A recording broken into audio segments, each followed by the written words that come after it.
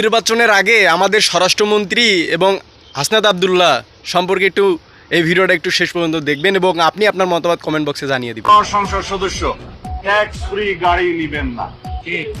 দ্বিতীয়ত, সরকারি কোন প্লট সংসদ সদস্য হিসাবে গ্রহণ করবেন না।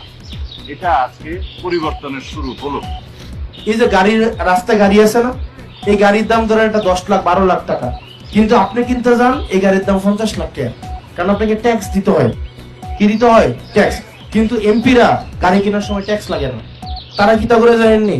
ধরেন একটা গাড়ির দাম ধরেন 8 কোটি টাকা, V8 একটা গাড়ি মডেলের, গাড়িটার দাম কত? আপনি কিনতে যাবেন 8 কোটি টাকা লাগবে, কিন্তু আমি যদি এমপি হই আমার লাগবে 2 কোটি টাকা। আমি কি করব? আপনার থেকে আমি 6 কোটি টাকা নিব, নিয়ে গাড়িটা কিনলাম, আমার লাভ কত? কয় টাকা? আর আপনার লাভ কয় টাকা? 2 কোটি। এখন এই জিনিসগুলাকে আমরা বন্ধ করে দেব ইনশাআল্লাহ। আমরা এমপি হওয়ার পর আল্লাহ যদি তৌফিক দেয়, কোন এমপি ট্যাক্স ফ্রি গাড়ি কিনবে, এই রিচুয়াল আর বাংলাদেশে থাকবে না।